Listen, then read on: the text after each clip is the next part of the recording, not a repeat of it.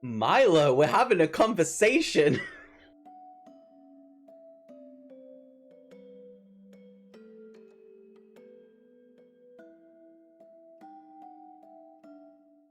Hello, you beautiful bookworms, book nerds, dragons, and adventurers who just happen to wander upon this child.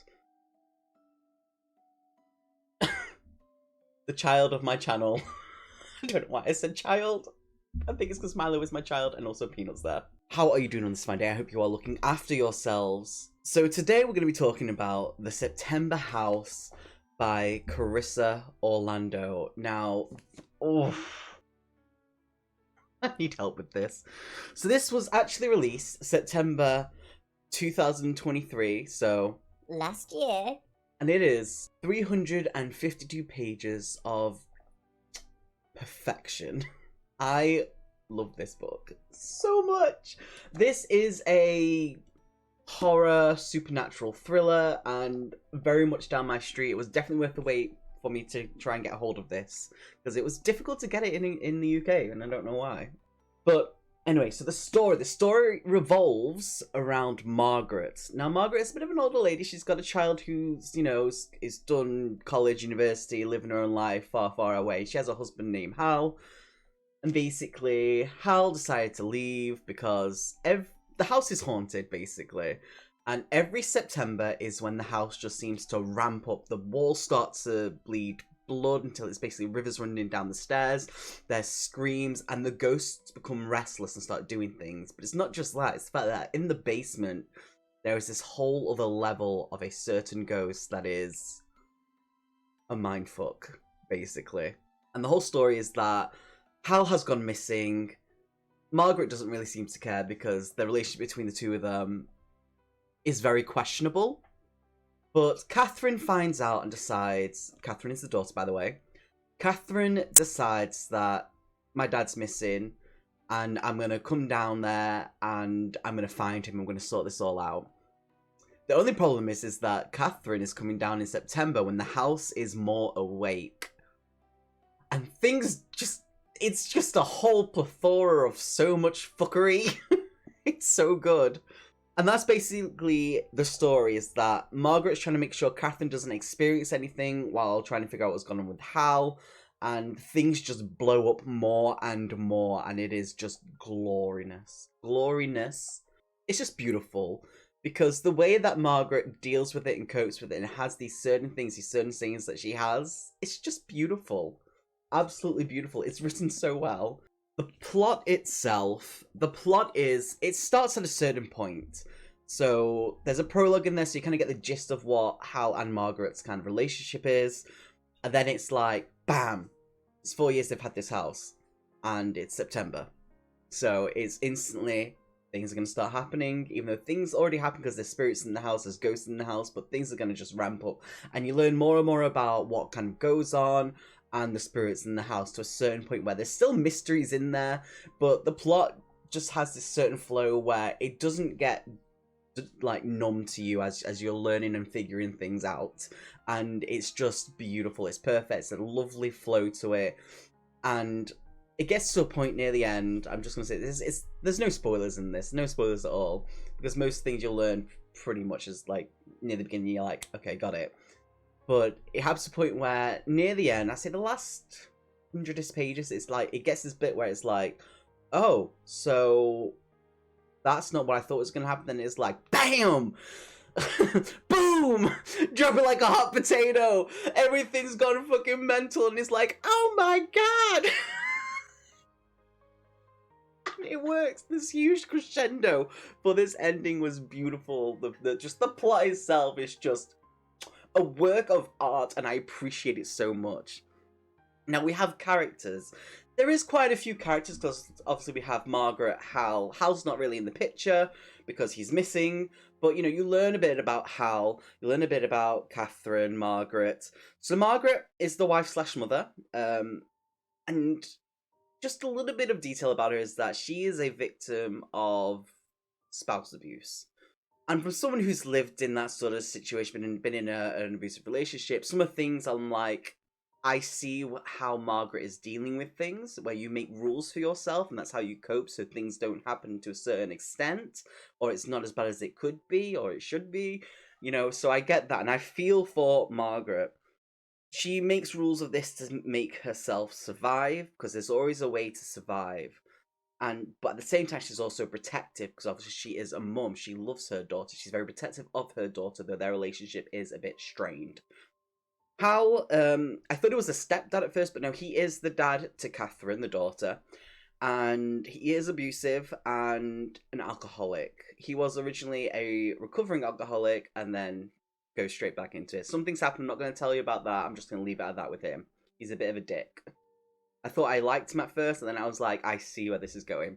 Now, Catherine, I appreciate Catherine because it's that angry daughter, that angry child who I've seen the abuse my mother's gone into, and she's naturally an angry person because of what she grew up with and from her experiences, not from dealing with it, but from the fact that the way that her mother protected her. And she's a good character because it also has the LGBTQ representation because she is a lesbian. And it's just like, oh yeah, daughter's lesbian, whatever. And it's beautiful because it doesn't have to be this huge, big, outstanding thing with this sort of stuff, and it's perfect. Peanut is behind the screen, so the camera is moving, so I apologize. Now, there's ghosts as well. There's quite a few characters of the Ghostwise. They're not really like the main thing. Well, they are the main thing, but there's only really like 3 that I want to talk about out of like the 7 or 8 that's around there, and don't add that to a fault that there's so many. They all have their own little things, and it works perfect for the story. It's very masterfully done, even. Frederica, I love her character. I love her character like so much. So she's a ghost. She's a maid, and she's very lovely and of this very sort of calming character, which is strange because how the ghosts died is shown on their body.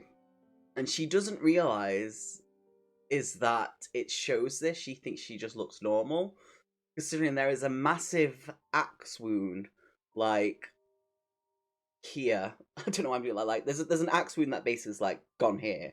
And it's very graphic, but she doesn't realize this, and she's just very lovely. She's basically like from like 100 years ago or something like that. So the way she talks, it works for her character and how the maids were in that era. And I love her as a character because she has these certain things that she says, and it makes perfect sense. We also have Elias. Now this is one of the little kid ghosts. And the reason why I love him is the fact that he has this thing where he doesn't like his personal space or his personal boundaries being broken, which, absolutely fair, everyone has that in their life. You know, everyone has certain things where you can't cross, but it's his personal space. He doesn't talk, he just stares. But if you go into that personal space, his eyes turn into like these pits, and he opens his mouth, and this like roaring of like an airplane engine comes out, and his mouth is like a torrent of teeth. But he does something that was very nice, which is unusual because normally he just stands there and stares, and if you get too close, he'll bite in your arm until you bleed. But he does this certain thing that made me laugh to do with Hal, and it was perfectly written for his character because it stayed with the character itself, considering what he did beforehand, and it works. It's beautiful, it's fantastic, and that's the main thing. I'm not going to go too much into it. There is another ghost known as Master Vale. That's all I'm going to say. You learn a lot of things about this as you read through the book, as the mystery slowly unravels, but it's absolutely fantastic. Now, Re-readability, I am absolutely going to read this again. I'm actually going to hopefully lend this to either my sister or some friends, because they need to read this. I know I'm going to reread this again, absolutely, happily. I read this within a day. It's fantastic. Fun factor, considering that it is a horror supernatural thriller, there is some certain bits that I did chuckle at because it worked well with the situation.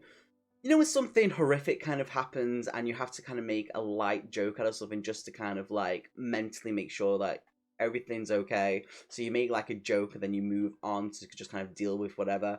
That's what it does. and it's perfect. It works so well. It's not that the fact that there's comedy in it. It's not like a book with comedy in it.